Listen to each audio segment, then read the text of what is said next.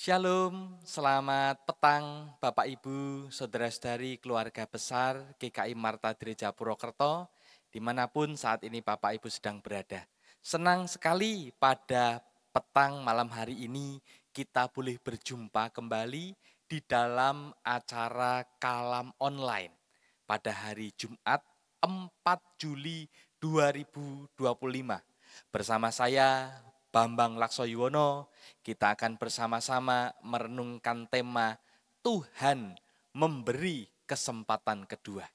Namun sebelum kita bersama-sama merenungkan tema dan bacaan Alkitab kita tundukkan kepala untuk berdoa. Mari kita berdoa. Tuhan, terima kasih pada petang malam hari ini kami boleh bersama-sama bersekutu di dalam acara Kalam Online. Kami senantiasa rindu untuk terus dibentuk semakin serupa dengan gambaran-Mu melalui firman Tuhan yang senantiasa kami dalami, kami pelajari, kami renungkan, dan bahkan kami praktekkan dalam kehidupan kami. Tolong kami dengan kuat kuasa Roh Kudus, supaya kami semua dibimbing, kami semua ditolong, bukan cuma sekedar mendengar, namun kami mengerti dan melakukan firman itu dalam hidup kami sehari-hari. Tolong anak-Mu yang penuh dengan kelemahan ini, supaya dengan pertolongan dari kuasa Roh Kudus, maka anak-Mu pun dapat menyampaikan kebenaran firman-Mu dengan baik, dengan lancar, dengan benar. Bersabdalah ya Tuhan, kami siap untuk mendengarkan sabda firman-Mu. Di dalam nama Bapa, Putra, dan Roh Kudus, kami berdoa. Amin. Bapak, Ibu, Saudara, tema Tuhan memberi kesempatan kedua akan kita renungkan bersama-sama pada saat ini. Dan kita akan belajar dari seorang tokoh perjanjian lama yang sangat terkenal, yang bernama Simson. Seorang yang sangat kuat secara fisik, namun mengalami kegagalan yang begitu besar. Dan kita akan membaca bagian akhir dari kehidupannya, yaitu Hakim-Hakim pasal 16 ayat 22 sampai ayat 31. Mari kita lihat bersama bagaimana Tuhan tetap bekerja dalam hidup Simson meski dia sudah jatuh dan gagal. Tetapi rambutnya mulai tumbuh pula sesudah dicukur. Sesudah itu berkumpullah raja-raja kota orang Filistin untuk mengadakan perayaan korban sembelihan yang besar kepada Dagon, Allah mereka.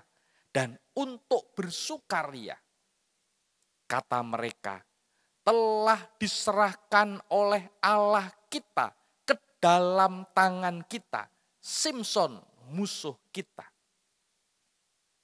Dan ketika orang banyak melihat Simson, mereka memuji Allah mereka sambil berseru, telah diserahkan oleh Allah kita ke dalam tangan kita, musuh kita, perusak tanah kita, dan yang membunuh banyak teman kita. Ketika hati mereka riang gembira, berkatalah mereka, panggillah Simson untuk melawak bagi kita. Simson dipanggil dari penjara, lalu ia melawak di depan mereka. Kemudian mereka menyuruh dia berdiri di antara tiang-tiang. Berkatalah Simson kepada anak yang menuntun dia, lepaskan aku dan biarkanlah aku meraba-raba tiang-tiang penyangga rumah ini, supaya aku dapat bersandar padanya. Adapun gedung itu penuh dengan laki-laki dan perempuan. Segala raja kota orang Filistin ada di sana. Dan di atas sotoh ada kira-kira 3.000 orang laki-laki dan perempuan. yang menonton lawak Simson itu. Berserulah Simson kepada Tuhan, katanya, "Ya Tuhan Allah, ingatlah kiranya kepadaku dan buatlah aku kuat sekali ini saja ya Allah, supaya dengan satu pembalasan juga kubalaskan kedua mataku itu kepada orang Filistin." Kemudian Simson merangkul kedua tiang yang paling tengah, penyangga rumah itu, lalu bertopang kepada tiang yang satu dengan tangan kanannya dan kepada tiang yang lain dengan tangan kirinya. Berkatalah Simson, "Biarlah kiranya aku mati bersama-sama orang Filistin ini." Lalu membungkuklah ia sekuat-kuatnya. Maka rubuhlah rumah itu, menimpa raja-raja kota itu, dan seluruh orang banyak yang ada di dalamnya. Yang mati dibunuhnya pada waktu matinya itu lebih banyak daripada yang dibunuhnya pada waktu hidupnya.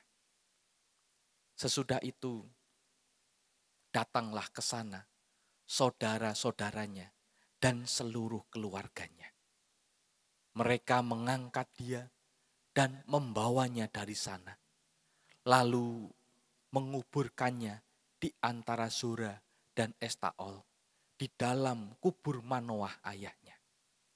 Dia memerintah sebagai hakim atas orang Israel 20 tahun lamanya. Amin. Bapak, Ibu, saudara-saudari yang dikasihi oleh Tuhan, Simson memiliki awal kehidupan yang luar biasa. Simson dipilih Tuhan sejak dalam kandungan untuk menjadi seorang hakim di antara bangsa Israel. Seorang pemimpin yang dipakai untuk membebaskan Israel dari tangan orang Filistin. Dan ia diberi kekuatan supranatural. Bisa mencabik singa, mengalahkan ratusan musuh seorang diri. Dan bahkan mampu memporak-porandakan benteng musuh. Lihat gambar ini. Betapa Tuhan memilih Simson dan diberikan kepadanya kepercayaan, kekuatan yang supranatural. Namun rupa-rupanya di balik kekuatannya itu, Simson juga punya kelemahan besar. Apa kelemahan besar dari Simson? Rupa-rupanya ia sering menuruti keinginan matanya dan hawa nafsunya. Dia jatuh ke dalam perangkap seorang perempuan yang bernama Delila. Seorang perempuan atau wanita Filistin yang membuatnya membuka rahasia kekuatannya. Yaitu rambutnya sebagai tanda nazarnya kepada Tuhan. Dan akibatnya sungguh fatal. Kekuatannya hilang. Matanya dicungkil. Dan dia dipermalukan. Dijadikan bahan tontonan. Dan bahkan seorang Simson yang begitu luar biasa sanggup untuk mengalahkan musuh seorang diri. Menjadi budak penggiling gandum. Lihatlah gambar ini, sungguh ironis. Dari pahlawan menjadi seorang tawanan. Dari pemimpin menjadi seorang tontonan, menjadi seorang pelawak. Dan di sini kita melihat Simson mengalami kegagalan total. Hidup Simson berubah 180 derajat. Namun perhatikan baik-baik Bapak Ibu Saudara. Meski Simson gagal, Tuhan belum selesai dengan hidupnya. Kegagalan bukanlah akhir dari segala-galanya. Dan di dalam ayat 22 kita membaca, tetapi rambutnya mulai tumbuh pula sesudah dicukur. Nah, Bapak Ibu Saudara, bagi orang biasa ini mungkin hanya peristiwa alami. Rambut dicukur ya tumbuh lagi. Tetapi bagi kita yang tahu bahwa kekuatan Simson terikat pada rambut nazarnya, ini adalah tanda harapan. Rambut yang mulai tumbuh kembali adalah lambang bahwa Tuhan belum selesai bekerja dalam hidup Simson. Di tengah keterpurukannya, kasih karunia Tuhan memulihkannya. Nah, demikian juga dalam hidup kita, Bapak Ibu Saudara. Mungkin kita merasa hari-hari ini sedang dalam masa kegagalan. Kita jatuh, kita lemah, kita jauh dari Tuhan. Tapi jika kita peka, kita akan melihat bahwa rambut rohani kita juga sedang mulai tumbuh kembali. Mungkin lewat perasaan bersalah kita. Ketika kita sadar kita melakukan kesalahan dan kita merasa bersalah. Itu tanda bahwa rambut rohani kita mulai bertumbuh. Mungkin akan nampak melewat dorongan untuk berdoa. Di saat kita jauh ternyata kita punya kerinduan untuk memiliki waktu bersama Tuhan di dalam doa kita. Atau keinginan untuk kembali kepada Tuhan ketika kita menjadi anak yang hilang selama ini. Itu adalah tanda-tanda pemulihan. Rambut rohani kita sedang bertumbuh. Kekuatan kita sedang dipulihkan. Sehingga jangan abaikan tanda-tanda pemulihan dari Tuhan. Itu bukti bahwa Tuhan belum meninggalkan kita. Dalam pasal 16 ayat 28, kemudian kita membaca, berserulah Simson kepada Tuhan, katanya, ya Tuhan Allah, ingatlah kiranya kepadaku, dan buatlah aku kuat sekali ini saja ya Allah, supaya dengan satu pembalasan juga kubalaskan kedua mataku itu kepada orang Filistin. Bapak Ibu Saudara, ini bukan doa seorang yang arogan atau sombong atau penuh percaya diri. Bukan. Ini adalah doa seorang yang hancur hatinya, yang sadar bahwa kekuatannya yang dulu itu bukan karena dirinya sendiri, tetapi semuanya itu semata-mata adalah kasih karunia Allah. Dan untuk pertama kalinya, Simson, orang yang kuat itu benar-benar berserah kepada Tuhan. Ia tidak lagi sombong, ia tidak lagi bertindak seorang diri. Ia datang dengan hati yang remuk. Dan inilah kunci dari kesempatan kedua, yaitu pertobatan yang tulus. Dan Tuhan tidak pernah menolak orang yang datang dengan hati yang hancur dan remuk. Tuhan senantiasa membuka tangannya. Kita semua yang datang kepadanya. Dan memang benar bahwa Tuhan kemudian mendengar doa Simson dan memberinya kekuatan satu kali lagi. Dalam kekuatannya yang dipulihkan, Simson mengguncang tiang penopang kuil Dagon hingga roboh. Dan ia diceritakan mati bersama musuh-musuh Allah. Dan di dalam ayat 30 kita perhatikan, dicatat, berkatalah Simson, biarlah kiranya aku mati bersama-sama orang Filistin ini. Lalu membungkuklah ia sekuat-kuatnya. Maka rubuhlah rumah itu menimpa raja-raja kota itu dan seluruh orang banyak yang ada di dalamnya. Yang mati dibunuhnya pada waktu matinya itu lebih banyak daripada yang dibunuhnya pada waktu hidupnya. Luar biasa. Ternyata yang mati pada waktu itu, yang dibunuhnya pada waktu itu, dengan kekuatannya yang terakhir, yang datangnya dari Tuhan, jauh lebih banyak dibandingkan ketika ia melakukannya semasa hidupnya. Nah, Bapak Ibu Saudara, dalam momen terakhir hidupnya, Tuhan memakai Simson untuk menggenapi tujuannya, yaitu menghakimi bangsa Filistin dan menunjukkan kemuliaannya.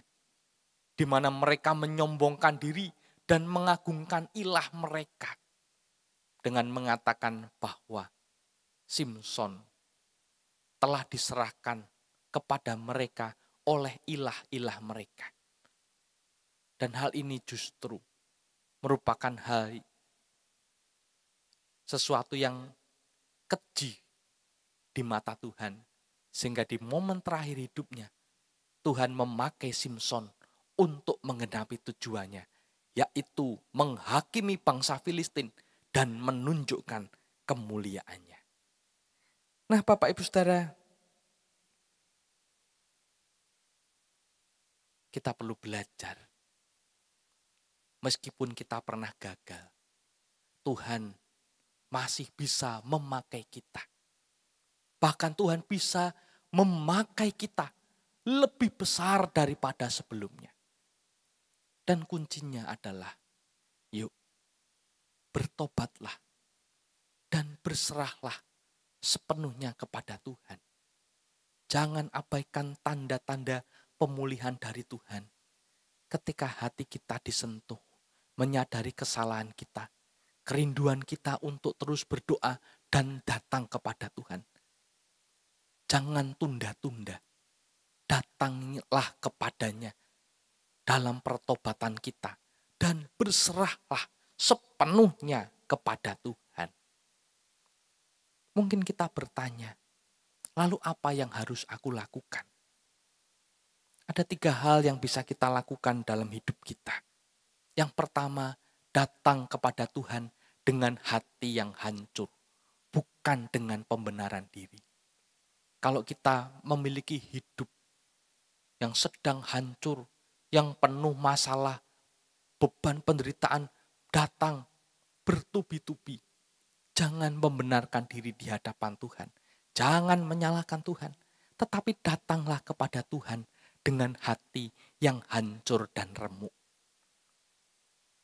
Dan yang kedua, jangan abaikan tanda-tanda kecil pemulihan. Karena hal itu adalah awal dari karya besar Allah. Suara hati kita, suara batin kita yang selalu mengingatkan kita bahwa kita sedang melakukan kesalahan. Tidak sesuai dengan firman Tuhan, jangan abaikan tanda-tanda kecil pemulihan itu. Kita harus peka dan kita harus menanggapi hal itu. Dan yang ketiga adalah serahkan hidupmu sekali lagi kepada Tuhan. Biarkan Dia memakai kita, memakai Bapak, Ibu, Saudara, dan saya.